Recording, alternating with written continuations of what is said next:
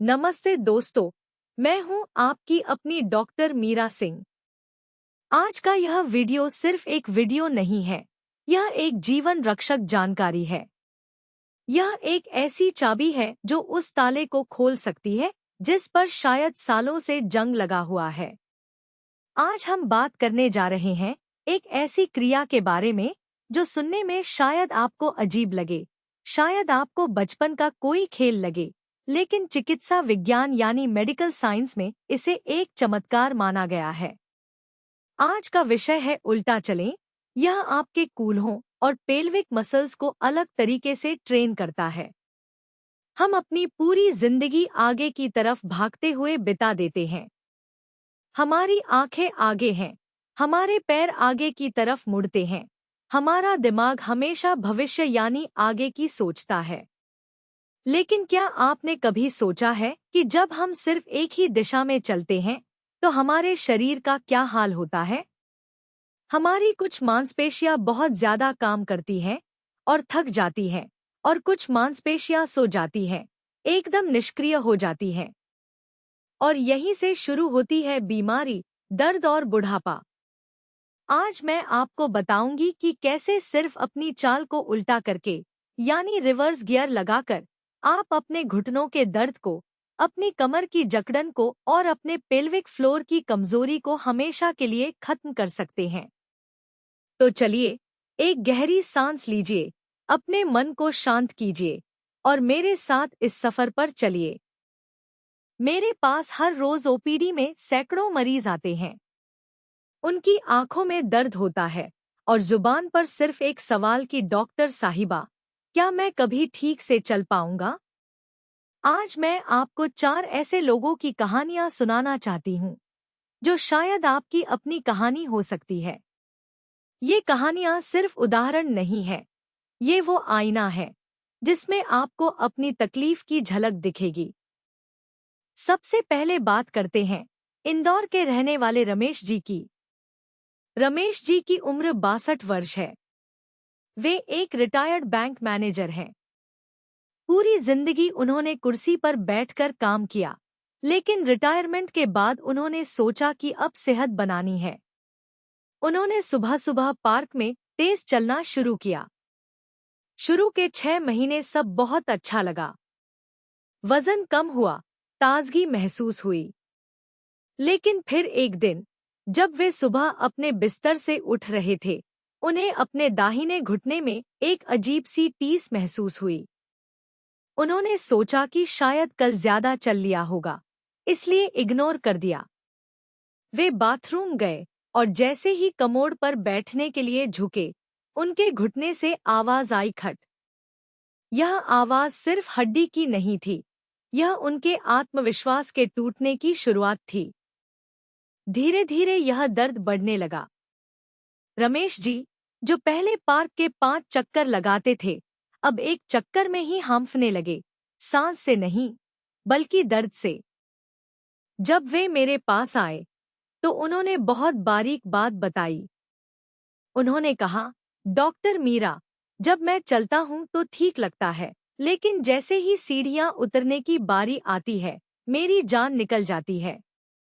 ऐसा लगता है कि मेरा घुटना मेरा वजन ही नहीं उठा पाएगा। मुझे हर सीढ़ी पर रेलिंग को इतनी जोर से पकड़ना पड़ता है कि मेरी हथेलियां लाल हो जाती हैं। मुझे डर लगता है कि कहीं मेरा घुटना मुड़ न जाए और मैं गिर न जाऊं। रमेश जी का दर्द सिर्फ शारीरिक नहीं था। वे अपने पोते के साथ क्रिकेट खेलना चाहते थे, लेकिन अब वे सिर्फ बालकनी में बैठकर उसे खेलते हुए देखते थे। उनकी आंखों में वो लाचारी थी जो एक सक्रिय इंसान को अंदर से खा जाती है। यह क्वाड्रिसेप्स की कमजोरी और घुटने के जोड़ पर असमान दबाव की निशानी थी, जो सिर्फ सीधा चलने से ठीक नहीं हो रही थी। दूसरी कहानी है मुंबई की रहने वाली 45 वर्षीय सुनीता की। सुनीता एक गृहिणी है। उनका पूरा दिन घर के काम में बीतता है। सुबह 6 बजे उठकर बच्चों का टिफिन बनाना, पति का नाश्ता, फिर घर की सफाई, कपड़े और फिर रात का खाना। सुनीता की समस्या थी लोअर बैक पेन और कूल्हों में भारीपन। लेकिन यह साधारण कमर दर्द नहीं था। सुनीता ने मुझे बताया कि डॉक्टर, जब मैं सुबह उठती हूँ तो मेरी कमर इतनी अकड़ी हुई होती है कि मुझे सीधा खड़ा होने में 10 मिनट लगते हैं। मुझे अपनी पीठ को हाथों से सहारा देना पड़ता है। लेकिन सबसे ज्यादा दर्दनाक पल उनके लिए तब होता था जब वे रसोई में खड़ी होकर बर्तन धोती थी। उन्होंने कहा कि डॉक्टर, सिंक के सामने 15 मिनट खड़े रहने के बाद मुझे लगता है कि मेरी रीढ़ की हड्डी के निचले हिस्से में कोई सुई चुभा रहा है। मेरा पेट आगे की तरफ लटक जाता है और कमर अंदर की तरफ धंस जाती है। मुझे राहत पाने के लिए बार बार आगे झुकना पड़ता है या रसोई के स्लैब पर कोहनी टिकाकर खड़ा होना पड़ता है। सुनीता एंटेरियर पेल्विक टिल्ट की शिकार थी, यानी उनके कूल्हे आगे की तरफ झुक गए थे। क्यों? क्योंकि वे हमेशा आगे की तरफ झुककर काम करती थी और आगे की तरफ ही चलती थी। उनकी पीछे की मांसपेशियां इतनी कमजोर और लंबी हो गई थी कि वे उनकी रीढ़ को सहारा ही नहीं दे पा रही थी। उनका दर्द उनके स्वभाव को बदल रहा था। वे चिड़चिड़ी हो गई थी, बच्चों पर बेवजह चिल्लाने लगी थी, क्योंकि शरीर का दर्द मन को भी बीमार कर रहा था। तीसरी कहानी चंडीगढ़ के 74 वर्षीय मिस्टर गिल की है। मिस्टर गिल को कोई बहुत तेज दर्द नहीं था। उनकी समस्या कुछ और थी, संतुलन। मिस्टर गिल ने मुझे बताया कि डॉक्टर मीरा, मुझे दर्द नहीं है, लेकिन मुझे अपने पैरों पर भरोसा नहीं रहा। जब मैं चलता हूँ तो मुझे लगता है कि मैं अभी लड़खड़ा जाऊंगा। मेरे पैर जमीन पर मजबूती से नहीं पड़ते। मैं अब शफल करके चलता हूँ, यानी पैर घसीट घसीट कर। यह समस्या सबसे ज्यादा तब होती थी जब रात को उन्हें पेशाब के लिए उठना पड़ता था। अंधेरे में जब आंखों को साफ नहीं दिखता तो हमारे शरीर का संतुलन सिस्टम काम करना चाहिए। लेकिन मिस्टर गिल का यह सिस्टम सो चुका था।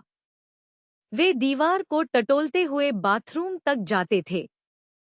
उनके मन में हमेशा एक खौफ रहता था कि अगर मैं गिर गया तो मेरी कूल्हे की हड्डी टूट जाएगी, और इस उम्र में हड्डी टूटना मतलब बिस्तर पर जिंदगी खत्म।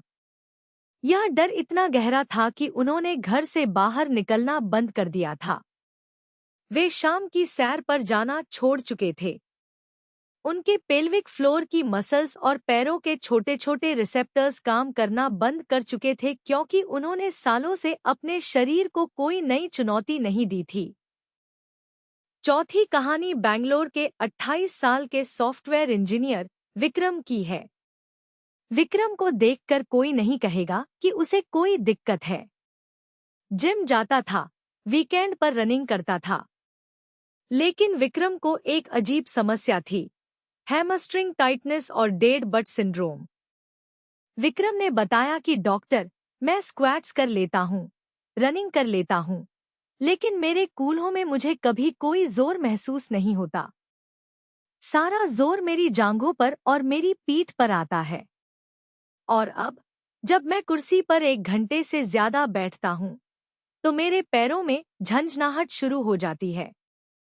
विक्रम का शरीर आगे की तरफ इतना ज्यादा अनुकूलित हो चुका था कि उसकी पीछे की चेन पूरी तरह सो गई थी। वह दौड़ता आगे था, चलता आगे था, बैठता आगे झुककर था। उसका शरीर भूल चुका था कि पीछे की मांसपेशियों को कैसे इस्तेमाल करना है। यह जवानी में बुढ़ापे की दस्तक थी। दोस्तों, इन कहानियों को सुनकर अगर आपको लगा कि अरे, यह तो मेरे साथ भी होता है, तो अब वक्त है खुद को परखने का। मैं आपसे 6 सवाल पूछूंगी। अगर इनमें से 2 का जवाब भी हाँ है तो यह वीडियो और आज का यह नुस्खा आपके लिए संजीवनी बूटी है। क्या सीढ़ियां चढ़ते वक्त आपको उतनी दिक्कत नहीं होती जितनी सीढ़ियां उतरते वक्त होती है? क्या उतरते समय घुटने के ठीक नीचे या अंदर एक चुभन महसूस होती है? क्या सुबह सोकर उठने पर बिस्तर से पैर नीचे रखते ही आपकी एड़ियों में या कमर के निचले हिस्से में एक तेज जकड़न होती है, जो 15-20 कदम चलने के बाद थोड़ी कम होती है। इसे अभी करके देखें।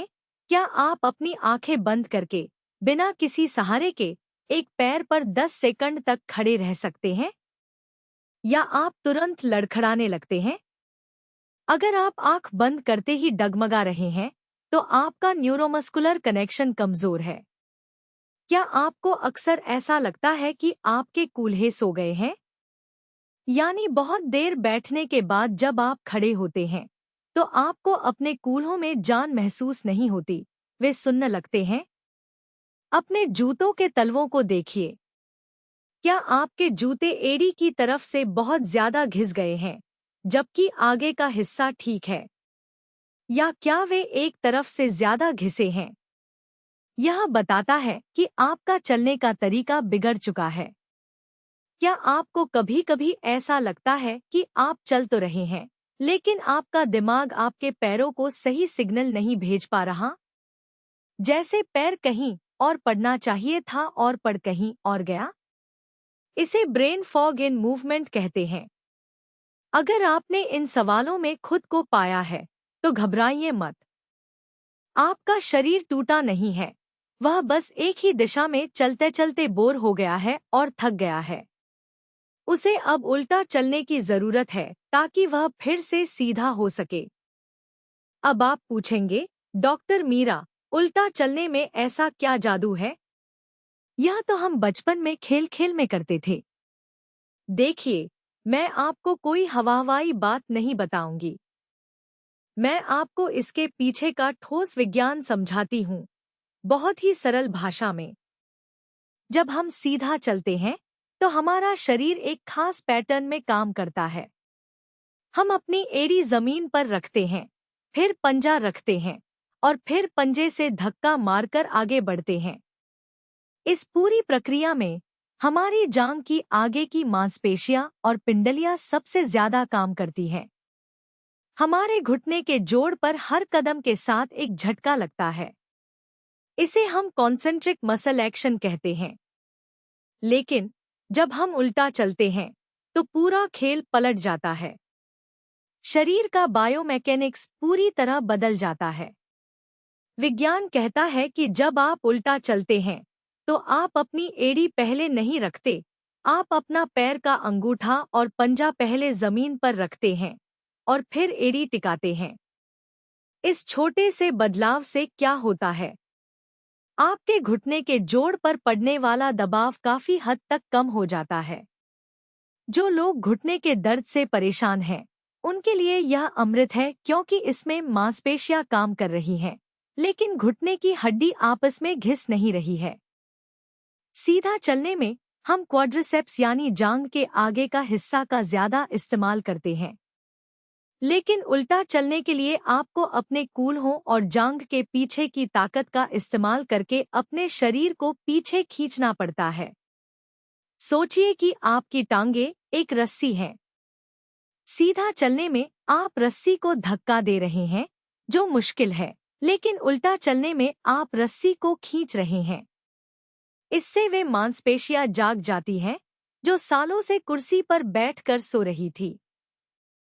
यह आपके पेल्विक को सही जगह पर लाने में मदद करता है। यह सबसे दिलचस्प हिस्सा है। हमारा दिमाग सीधा चलने का इतना आदी हो चुका है कि वह इसे ऑटोपायलट मोड पर करता है। आप फोन पर बात करते हुए, कुछ सोचते हुए भी सीधा चल सकते हैं। दिमाग को इसमें कोई मेहनत नहीं करनी पड़ती। लेकिन जैसे ही आप उल्टा चलना शुरू करते हैं, आपका दिमाग अचानक से अलर्ट हो जाता है। दिमाग सोचता है कि अरे, यह क्या हो रहा है? मुझे नहीं दिख रहा कि पीछे क्या है। मुझे अब अपने कानों का, अपने पैरों के तलवों की संवेदना का इस्तेमाल करना होगा। इससे दिमाग में नए न्यूरॉन्स बनते हैं। आपकी एकाग्रता बढ़ती है। यह सिर्फ पैरों की कसरत नहीं है, यह ब्रेन की कसरत है, जो डिमेंशिया और अल्जाइमर जैसी बीमारियों से भी बचाती है। इसे ऐसे समझिए कि मान लीजिए आपके घर का दरवाजा हमेशा एक ही तरफ खुलता है। सालों से एक ही तरफ खुलने की वजह से उसके कब्जे एक तरफ से घिस गए हैं और दूसरी तरफ से जाम हो गए हैं। उल्टा चलना उस दरवाजे को दूसरी तरफ खोलने जैसा है। इससे जो कब्जे जाम थे यानी आपकी ग्लूट्स और हैमस्ट्रिंग्स, वो खुल जाते हैं और जो घिस रहे थे यानी आपके घुटने, उन्हें आराम मिल जाता है। जब आप उल्टा चलते हैं तो आप दरअसल समय को, अपनी उम्र को और अपने दर्द को रिवाइंड कर रहे होते हैं। अब हम आते हैं इस वीडियो के सबसे महत्वपूर्ण हिस्से पर, अमृत यानी समाधान। आपको यह कैसे करना है? सिर्फ उल्टा चलना कह देना काफी नहीं है। अगर आप इसे गलत तरीके से करेंगे तो गिर सकते हैं या चोट लग सकती है। मैं आपको 5 चरण बताऊंगी। आपको इसी क्रम में, इसी तरह से इसे अपने जीवन में उतारना है। हर एक स्टेप को ध्यान से पढ़िए और महसूस कीजिए। सबसे पहले बात करते हैं दीवार के सहारे की।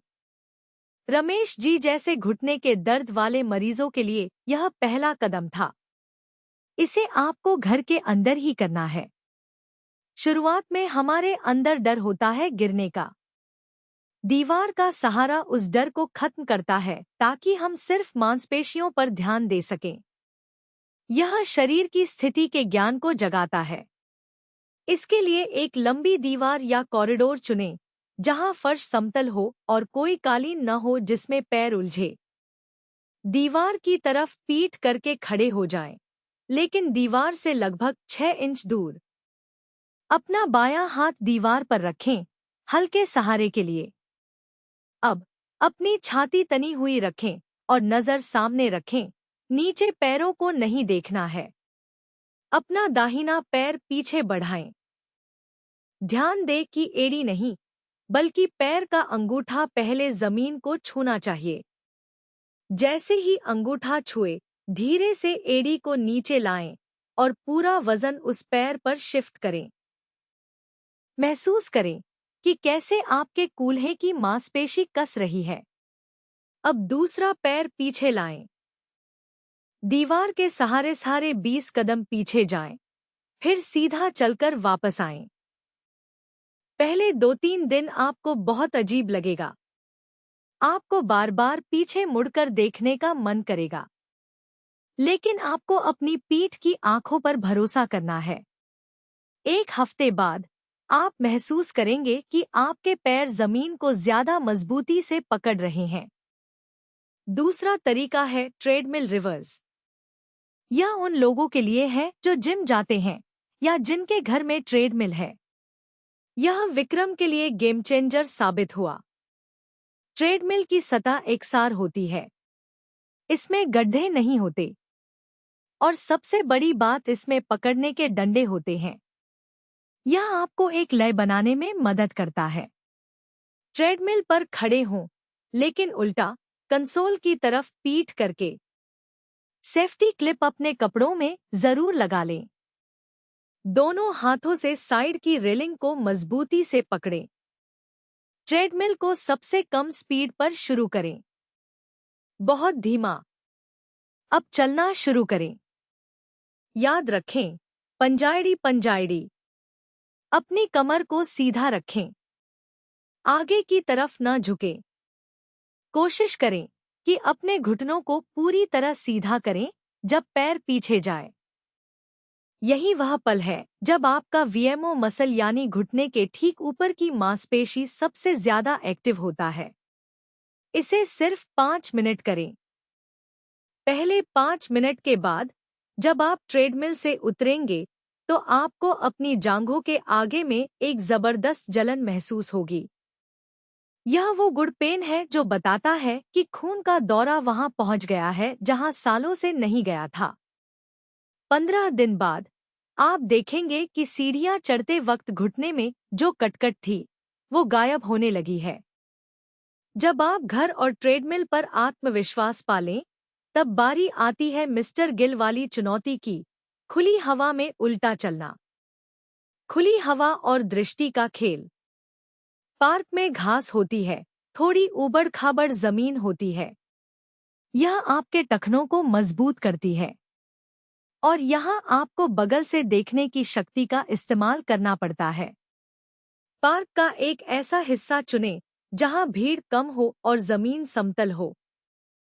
शुरुआत में किसी साथी को साथ ले ले जो आपको गाइड करे। सीधे खड़े हों, कंधे पीछे रोल करें। चलना शुरू करें। इस बार हाथों को रेलिंग पर नहीं रखना है, बल्कि हाथों को भी उल्टा चलाना है। जब बायां पैर पीछे जाए, तो दाहिना हाथ पीछे जाए। हर 10 कदम के बाद अपनी गर्दन को हल्का सा घुमाकर अपने रास्ते को चेक करें, लेकिन पूरी तरह न मुड़ें। कुल 10 से 15 मिनट यह वॉक करें।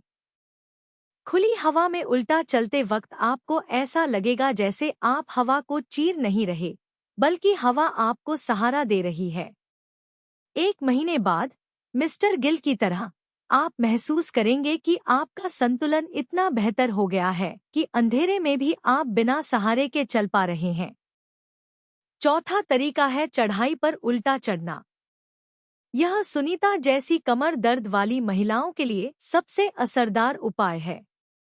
अगर आपके पास ट्रेडमिल है तो उसमें इंक्लाइन बढ़ा लें या किसी छोटी पहाड़ी या रैंप का इस्तेमाल करें। जब आप समतल जमीन पर उल्टा चलते हैं तो घुटनों को आराम मिलता है, लेकिन जब आप ढलान पर उल्टा चढ़ते हैं तो आपके कूल्हे और हैमस्ट्रिंग्स को गुरुत्वाकर्षण के खिलाफ काम करना पड़ता है। यह कमर के निचले हिस्से को लोहे जैसा मजबूत बना देता है और एंटेरियर पेल्विक टिल्ट को ठीक करता है। एक हल्का ढलान ढूंढें। पीठ ढलान की तरफ करें। छोटे कदम लें। जैसे ही आप पैर पीछे रखें, एड़ी से जमीन को दबाएं और शरीर को ऊपर धकेलें। इस दौरान अपने पेट को अंदर खींच कर रखें ताकि कमर पर झटका न आए। सिर्फ 50 कदम चढ़ें, फिर सीधा उतरें। इसे 3 बार दोहराएं। अगले दिन आपको अपने कूल्हों में मीठा मीठा दर्द होगा। यह खुशी की बात है। इसका मतलब है कि आपकी डेड बट सिंड्रोम खत्म हो रही है। आपकी कमर की वो सुबह वाली जकड़न 3 हफ्तों में गायब हो जाएगी। 5वां उपाय है टोपुल व्यायाम। यह सीधे तौर पर चलना नहीं है, लेकिन उल्टा चलने की क्षमता को बढ़ाने के लिए यह ईंधन है। यह शिन यानी घुटने के नीचे की सामने वाली हड्डी की मांसपेशियों के लिए है, जिसे हम अक्सर भूल जाते हैं। उल्टा चलते समय हम पंजों का इस्तेमाल करते हैं। इसके लिए टिबियल्स एंटीरियर मसल का मजबूत होना जरूरी है। यह मसल घुटने के दर्द के लिए शॉक एब्जॉर्बर का काम करती है। इसे करने के लिए एक दीवार से अपनी पीठ सटाकर खड़े हो जाएं। अपने पैरों को दीवार से थोड़ा आगे रखें। अब अपनी एड़ियों को जमीन पर टिकाकर रखें और अपने पंजों को ऊपर अपनी पिंडलियों की तरफ उठाएं और फिर धीरे धीरे नीचे लाएं। इसे 15 से 20 बार दोहराएं। इससे आपके पंजों की पकड़ मजबूत होगी और उल्टा चलते वक्त आपको थकान नहीं होगी। दोस्तों, याद रखिए कि सीधा चलना दुनिया की रीत है, लेकिन कभी-कभी उल्टा चलना सेहत की जीत है। इन तरीकों को धीरे धीरे अपनी दिनचर्या में शामिल करें और फिर देखें चमत्कार। अगर आपको यह जानकारी कीमती लगी हो, तो इस वीडियो को अपने उन दोस्तों और रिश्तेदारों के साथ जरूर शेयर करें जो घुटने या कमर दर्द से परेशान हैं। अपनी सेहत का ख्याल रखें, स्वस्थ रहें, खुश रहें। नमस्ते।